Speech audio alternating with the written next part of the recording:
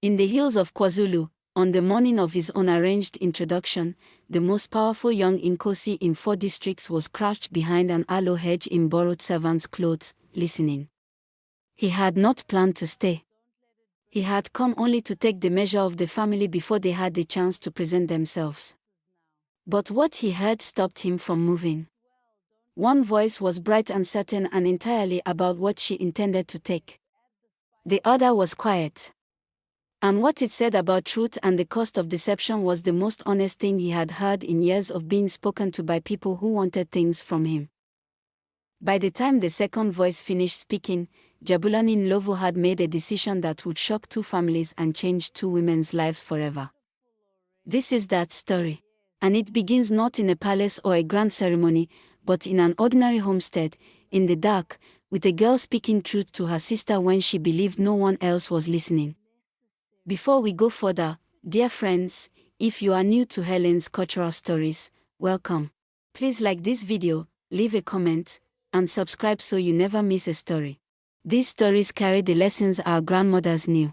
Let us keep them alive together. Now, let us continue.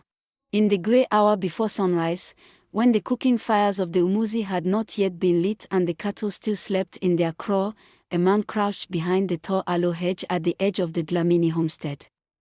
He was not a servant. His hands were too smooth for a man who carried water all his life.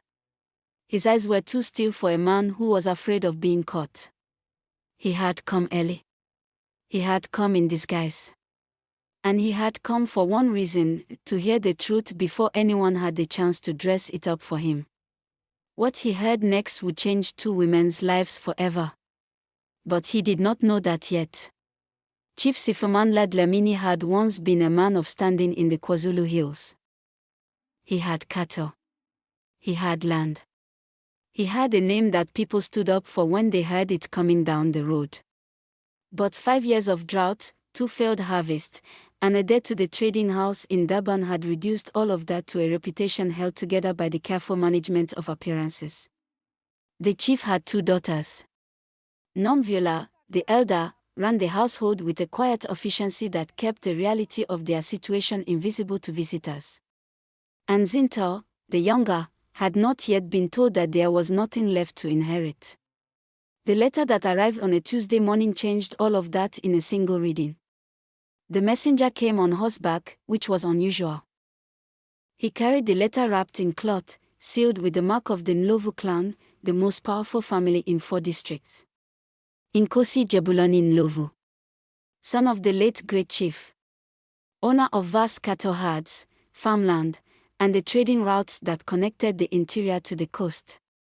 A man who had everything a man could accumulate except a wife he had chosen for the right reasons. The letter was brief. Inkosi Ndlovu had heard of the Dlamini family. He wished to settle their debts in full. In exchange, he would take one of the chief's daughters as his bride. The chief read it twice. Then he called his daughters. Zintle was the first to speak when the letter had been read aloud. "Of course it is me," she said, arranging her head wrap with the calm certainty of someone announcing something everyone already knows. "He has heard of us. He has heard of me. Everyone knows Zintle Dlamini is the beauty of these hills. A man like Inkosi Ndlovu would not send such a letter and mean anyone else." No one corrected her. Not their father, who needed the marriage to happen. Not the household women, who had learned the cost of contradicting Zintle. Not even Nomvula, who was already quietly calculating what would need to be prepared before a guest of that standing arrived. But Nomvula noticed something the others had missed. The letter mentioned neither daughter by name. She kept this observation to herself. For now. That evening, while Nomvula supervised the preparation of sleeping quarters and had the courtyard swept for the 3rd time, Zintle sat with her friend Nondi in the back room and spoke freely. She said, "I will be a chief's wife. I will move to the Ndlovu umuzi and I will have everything that has been slow to come here. The cattle. The cloth from Durban. The respect that people give when your husband's name means something." Nondi asked, "And the man himself? Do you think you will be happy with him?" Zintle laughed. She said, happiness is something women in comfortable houses invent to explain why they chose money wisely. I do not need to love him. I need his name and his herds. Once I am established, other things can arrange themselves. She did not know someone would remember these exact words. Later that night, Nomvula found her sister in the courtyard, still planning, still glowing with the certainty of her own future. She sat beside her. She did not argue. She said, in the gentle way she said most things, Zintle. A man like Inkosi Ndlovu did not build what he has built by being foolish. He will see what you show him, but he will also see what you try to hide.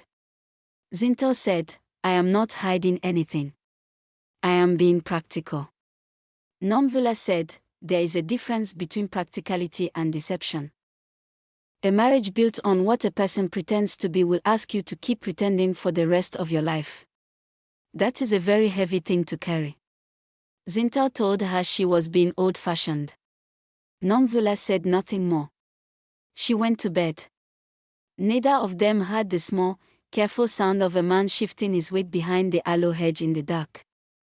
Jabulani Ndlovu crouched behind the hedge and held very still. He had arrived one day early.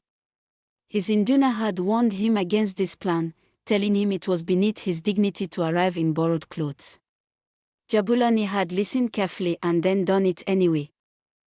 Because he had been proposed to 3 times before by families who presented their daughters like cattle at a market, all appearance, no truth. And he had decided, before this arrangement, that he would see the real thing first. He had heard Zintle clearly. Every word about names and herds and arrangements. And then he had heard Nomvula. Her voice was quiet. But what she said, the difference between practicality and deception, the cost of a life spent pretending, had landed somewhere specific in his chest and was still sitting there. He stood slowly. He walked back to the road. He had a decision to make. Jabulani did not sleep much. He lay in the small guest house at the trading post 2 miles away and stared at the thatch and thought about what he was about to do. His advisors wanted the beautiful one. They had heard of Zintle and had already mentally arranged how a wife of her appearance would reflect on the Ndlovu name at ceremonies. They would not understand his reasoning.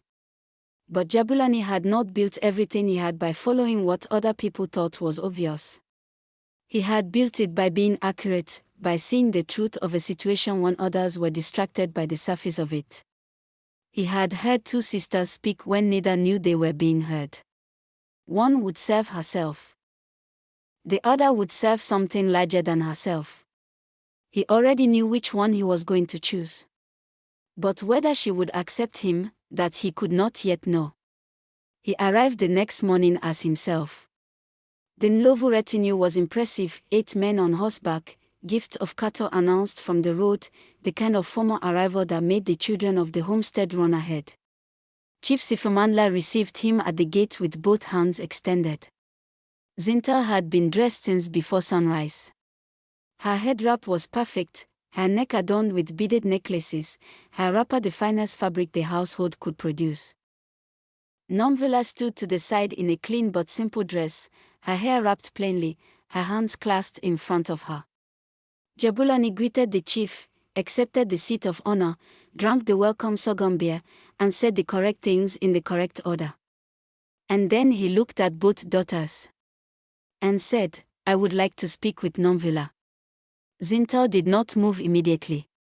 She stood with her beaded necklaces and her perfect head wrap and her 3 months of certainty, and she looked at Jabulani, and she waited for him to realize his mistake and correct it. He did not correct it. He was looking at Nomvula with the patient attention of a man who has already made his decision and is simply waiting for the room to catch up. The chief made a sound that was not quite a word. The household women exchanged glances. Jabulani's advisors looked at each other behind the chief's back. Nomvula looked at this man she had never seen before, who had just said her name in front of everyone, and felt something shift in the ground beneath her. She said, I am listening, Inkosi. They were given privacy in the small meeting room at the side of the main hut. Jabulani sat across from Nomvula and spoke without performance. He said, "I will not pretend I know you. I do not. But I have heard you speak in a way that told me more about your character than 100 formal introductions. I am looking for a partner, not a decoration. I have decorations. What I do not have is someone who tells the truth when it is easier to be silent." Nomvula said, "What did you hear?" He told her. All of it. The aloe hedge. The servant's clothes. What Zintle had said. What she had said. Nomvula was quiet for a long moment. Then she said, "I did not say those things for you to hear them. I said them because they were true." He said, "I know. That is exactly why I'm here." She did not say yes immediately. She asked for the remainder of the day. She went to the river path she walked every afternoon and sat on a flat rock and let the water tell her nothing useful. She thought, "I do not love this man. I have spoken 12 sentences to him. I do not know if he is kind behind closed doors or patient when things go wrong or honest when honesty costs him something."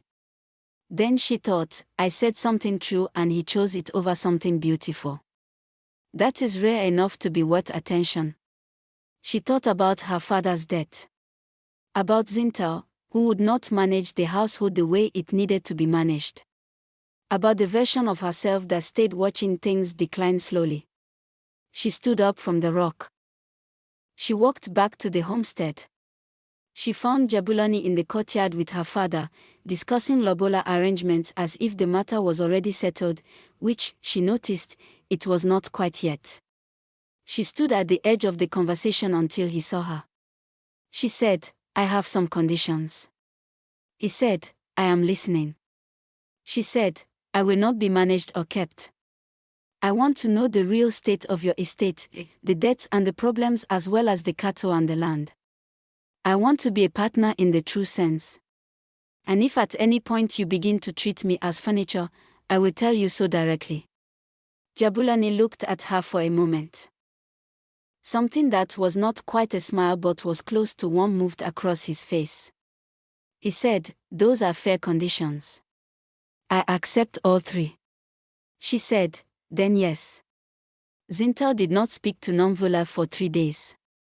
She moved through the homestead with the cold fury of someone who has been publicly wrong about something they announced publicly. On the 3rd day she came to Nomvula's sleeping room in the evening. She said, "You knew. You knew he was watching and you performed your wisdom for him and now you will have everything that should have been mine." Nomvula said, "I did not know. I said what I always say because I believed I was speaking to my sister in private." Zintle said, "It is convenient that your private self is so admirable." Nomvula said nothing more. But she saw something in her sister's face, not just anger, but a grief underneath it, and she kept that quietly, for later. The wedding was not grand. The lobola was settled with the weight and solemnity such negotiations deserve. The ceremony followed, the older women leading Nomvula through the rituals, the singing, the ukufula calling the ancestors to bless what was beginning. Nomvula wore her mother's beads, rest strong and cleaned. She danced the ukuzina with a steadiness the older women noticed and later spoke about. When it was done and the evening fires burned, Jabulani sat beside his new wife and said quietly, "You danced well." She said, "I was nervous." He said, "I know. You hid it well." She said, "I was not hiding it. I was managing it. There is a difference." He looked at her. He understood that his life had just become considerably more interesting. The Ndlovu Muzi was large and ordered and cold. Not in temperature, in feeling. The people moved with the careful efficiency of those who have learned to avoid drawing attention. Nobody laughed in the main courtyard. The senior women watched the new wife arrive with the cautious assessment of people accustomed to watching things not work out.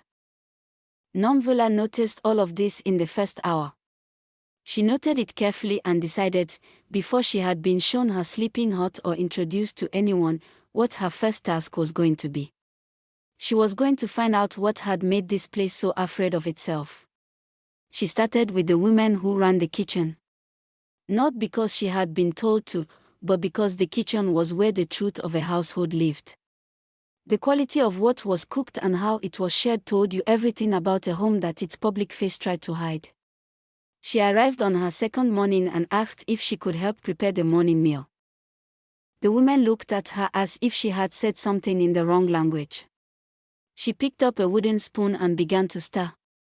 By the end of that morning, 3 of the kitchen women had told her their names. One had laughed at something she said. Jabulani, passing the kitchen later, heard laughter from inside. He stopped at the entrance for a moment. Something in the homestead was already different, though he could not yet have said exactly what. At the end of the first week, Nomvula came to Jabulani in the evening. She said, "You have cattle not listed in the main herd count but appearing in the Eastern Crow ledger. Your trading agreement with the Durban Post has not been renewed since your father's death. 2 senior herders have not been properly compensated since the dry season before last. And the grain stores are listed as full but are approximately 1/3 full in reality." Jabulani looked at her. She said, "I am not telling you this to cause difficulty. I am telling you because you said you wanted a partner and partners require accurate information." He said, "How do you know all of this? You have been here 7 days." She said, "I asked the kitchen women." People who are never asked questions are often very willing to answer them. Jabulani was quiet. Then he said, "I think I need to show you the full ledger." The full ledger was not comfortable reading. Jabulani laid it out without editing, every debt, every trade route gone quiet since his father died, every deferred obligation accumulating quietly. Nomvula read in silence. She asked 2 questions. She read again. She said, "The cattle trading route to the interior, why did it stop?" He said, "My father knew the families along the route. When he died, the relationships died with him." She said, "The head herder's wife has a brother who trades in that direction. He has done it for 20 years. I know because I asked about her family when she brought me morning water on the 3rd day." Jabulani stared at her. She said, "If you are willing, I would like to arrange a meeting." The meeting happened 10 days later. Nomvula sat at the edge of it, not at the center, because a newly arrived wife inserting herself into the first stages of a business negotiation raises more resistance than cooperation. She sent Jabulani in with 3 specific pieces of information and 2 specific things to offer, and she told him to listen more than he spoke. He did. The trading agreement was reached by the end of the afternoon. By sunset, a man who had not done business with the Ndlovu family since Jabulani's father died was drinking sorghum beer in the courtyard with the warmth of someone whose loyalty had simply needed a reason to return. Jabulani came to find Nomvula afterward. He said, "How did you know that would work?" She said, "I did not know. I thought. Then I acted on what I thought. Those are different things." The Ndlovu Muzi changed the way seasons change, gradually, then noticeably, then obviously in retrospect. The kitchen women began talking across the courtyard. The senior herders brought their concerns forward instead of managing them until they became crises. Children appeared in the main courtyard in the evenings. 3 months after Nomvula arrived, the grain ledger and the grain stores agreed for the first time in 2 years. 5 months after her arrival, an older woman who had been with the Ndlovu family for 40 years came to Nomvula with a gift of hand-ground meal and said, "You have brought the warmth back." Nomvula accepted the gift with both hands. Jabulani, watching from the doorway, understood that he had not yet told his wife something important. And that it was time to tell her. He told her on the flat rock above the eastern kraal where they had begun walking together on evenings when work allowed. He said, "I came to your father's homestead expecting to confirm that the arrangement would be useful and nothing more. I had been proposed to 3 times before and accepted none. The women were not wrong, they were simply presented. And a woman who has been presented is someone you know the surface of. He said, I heard you speak in the dark and I heard someone I was not expecting to find. Nomvula said, you heard someone being ordinary. He said, yes. Exactly. And I had not heard ordinary in a very long time. She looked at the cattle settling below in the cooling light. She said, I was afraid of you for the first 3 months. Not of who you are, of what it meant to choose something I did not choose. She paused. She said, I am not afraid anymore. She arrived without warning at the end of the dry season, 6 months after the wedding. Zintle came with 2 attendants and a freshly constructed story about visiting her sister, which was not entirely a lie. But Nomvula recognized immediately it was not the whole reason for the visit. Zintle had spent 6 months watching their family's fortunes improve as the Ndlovu payments cleared the debt. She had spent 6 months being asked, at every gathering in the district, how her sister was finding married life with Inkosi Ndlovu. She had answered those questions with a smile she had practiced until it looked genuine. The smile had grown heavier each month. She had come with something to undo. Nomvula welcomed her properly, fed her well, and asked careful questions about their father's health. And she washed. Zintle began with the kitchen women. She was charming with them, genuinely warm, funny, generous with compliments. Within 2 days she knew their names and their concerns and the small domestic grievances that exist in every large household. And she began to plant small things. A raised eyebrow at something Nomvula had decided. A gentle suggestion that the trade arrangement was perhaps more her husband's doing than anyone realized. A question, asked innocently, about whether the older women felt their traditions had been properly respected since the new wife arrived. None of these were accusations. All of them were seeds. Jabulani noticed the change in the household's temperature on the 4th day. He did not yet know the source. But Nomvula did. The gathering of the district's senior families happened once each dry season, a great Indaba combining cattle business, community matters, and the social occasions that kept relationships between families functioning. Zintle had timed her visit deliberately to coincide with it. At the Indaba, she positioned herself carefully. She spoke to the right women. She mentioned things that were not quite accusations but required responses.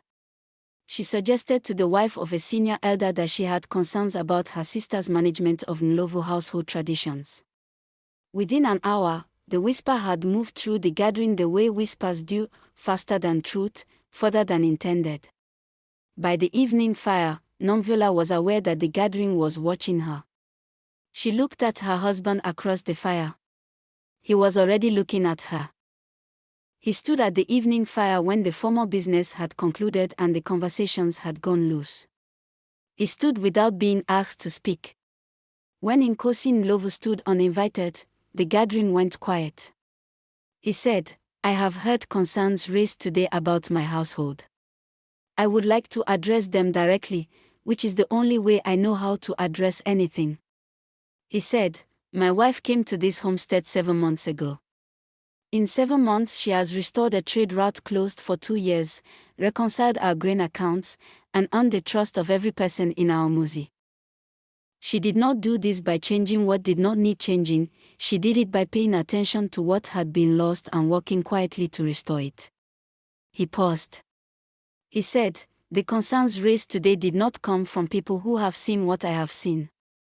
They came from someone who saw something she wanted and has not yet made peace with not having it. Every person at the fire knew who he meant. He was not finished. He said, I will tell you how I chose my wife, because it is a story worth telling at a gathering of people who have children and who will advise those children about the choices that define a life. I arrived at the Dlamini homestead before I was expected, wearing a servant's clothes. I sat in the garden and listened to 2 sisters speak when neither knew they were being heard. One sister said that marriage was a tool for acquiring what she wanted and that love was an invention for women who chose money without admitting it. The other sister said that a life built on deception asks you to keep deceiving forever, and that is a price no amount of cattle can repay. I chose the one who said the harder thing. Not because she was trying to impress me. Because she was telling the truth to her sister in the dark. He looked at Nomvula across the fire. He said, I chose well. The gathering was very quiet. Zintle left the following morning. She was at the gate before the dew had left the grass. Nomvula saw her going from the doorway and went after her. She caught Zintle at the gate. She said, wait. Zintle stopped but did not turn. Nomvula said, I do not want to win something at your expense. I never did. What happened between us happened because of choices neither of us fully controlled. Zintle said, without turning, you always say the right thing.